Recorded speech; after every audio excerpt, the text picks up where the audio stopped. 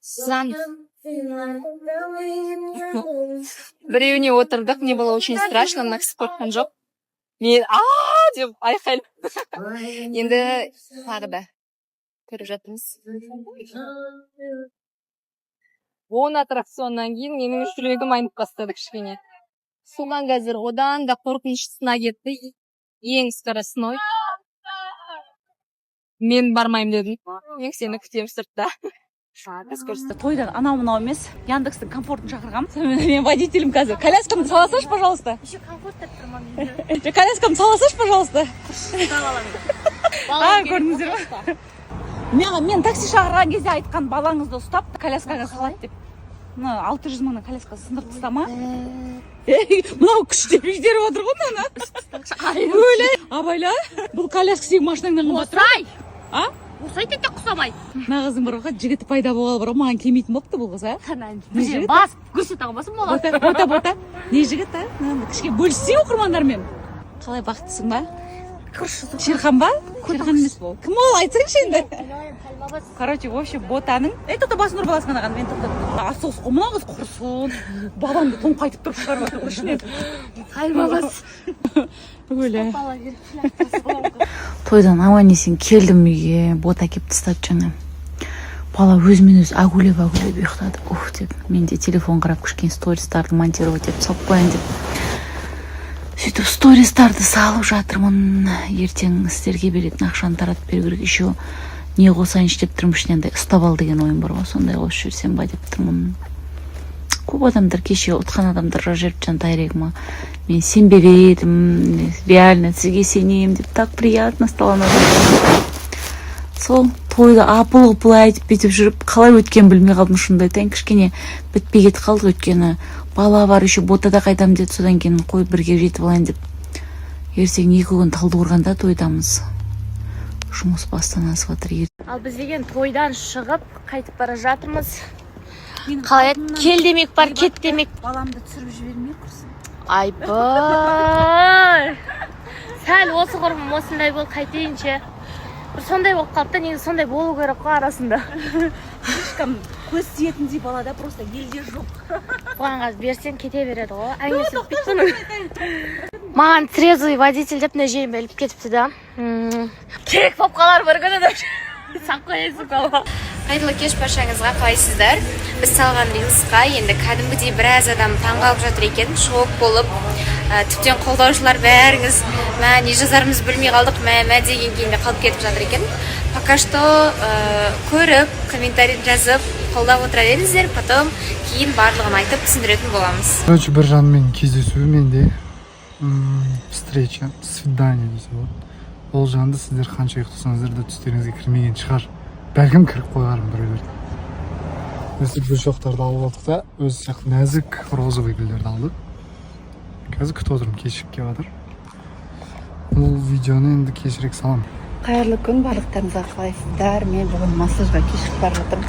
Ұйқыдан кеш тұрып, режим ауысып, балаларды енді алып бара жатырмын массажға. Күндеріңізге сәттілік. Ассалаумалейкум, қалайсыздар? Аман есен үй жаққа келдік. Талғардың погодасы суық қатынап. Секан үйінің астында ағын суды бөлек екен. Абетті шомып алып. Шашым содан жәнжіп болады. Сол қазір үйге кіріп душқа түсіп, киім ауыстырып, тағы бір жерге барамыз. Оны келесі стористардан көресіздер. Сол достар, үйдеміз. Шығып бара жатырық подругаларымызбен и анау зданияға барайық деп жатырық.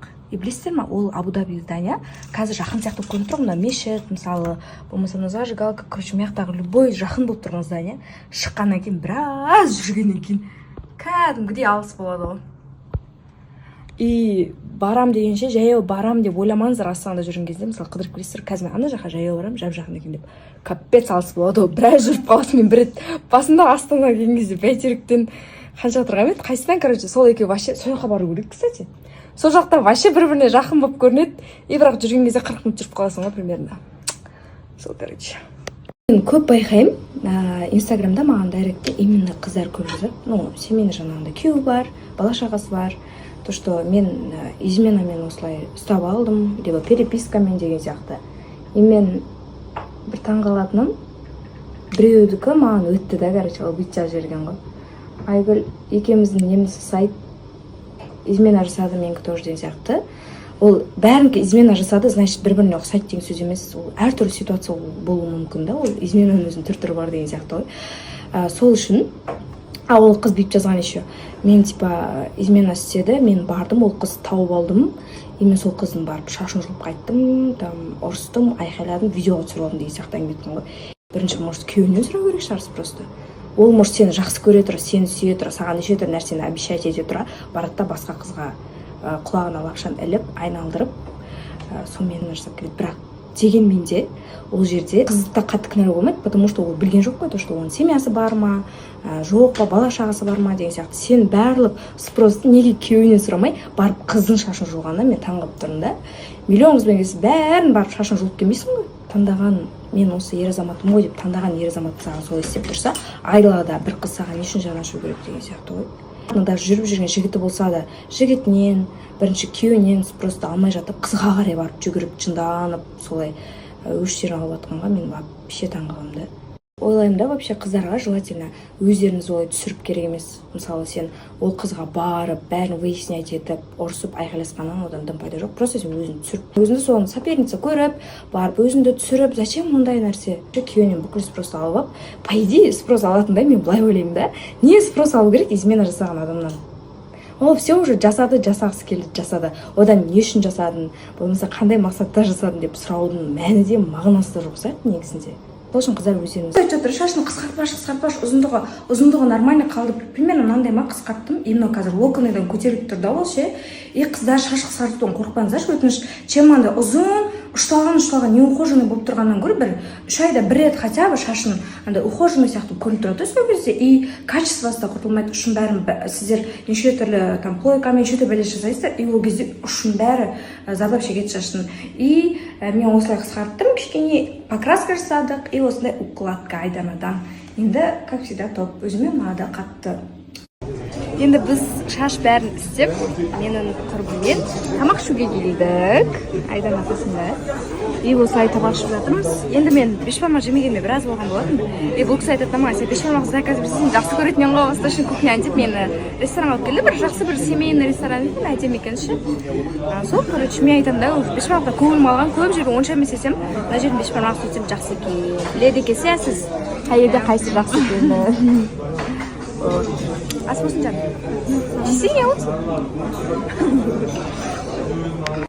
Біз сол тамақ ішіп отырып қазір қайтамыз. Айдана өз үйіне қайтады. Ал мен енді кішкене походу жүрейін деп тұрмын мен. Мама, қарашы. Қарашы, қаншама адамдар подписка жасап жатыр, сененші. Енді жасайды ғой адамдар. Енді сені көріп жатыр, не қылып жатыр. Бірақ енді бұл саған енді вообще реклама ештеңе емес. Мысалы от души как енді баяғыдан бірге жұмыс істегенбіз, қандай мастер екенді білемін. Көбісі білмейді жүр, кстати, мен барбер болып жұмыс істегенмін. Мужской мастер, бұл кісі женский мастер. Еще визажист, макияж жасайды, прическа жасайды, бәрін жасайды ғой, короче. Сол.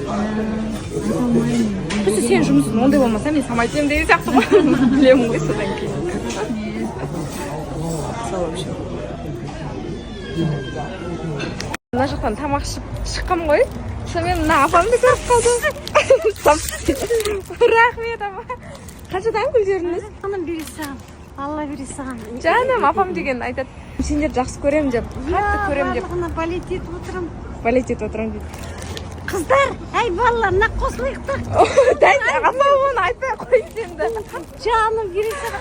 Айтпай қойын. Қаншадан гүлдеріңіз? Знаменитый қызды. Әй бір-бірін жақсы көріп суретке түссеңдерші. Жоқ апа қойшы. Қаншадан гүлдеріңіз? Білмей жатыр ғой балалар. 2 мыңнан. Рет 2 мыңнан ба?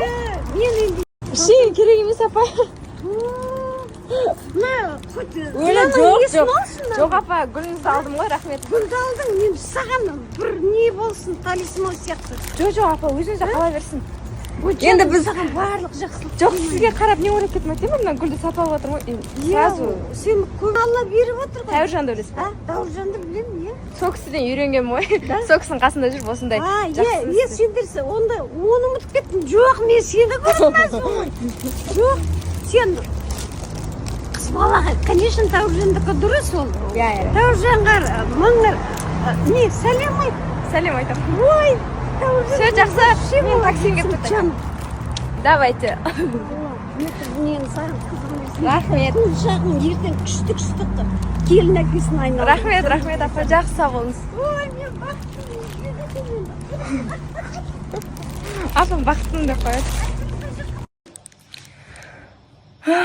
негізі доброе утро деп салатындай не болып тұр ғой уақыт болып тұр ғой уже бірақ ойбу мына ужас несін қараңыздар кірін бір әдемі ақ көрсете қояйын деген едім жарайды енді бірақ мен енді ұйықтайын деп жатырмын сол үшін спокойной ночи болып тұр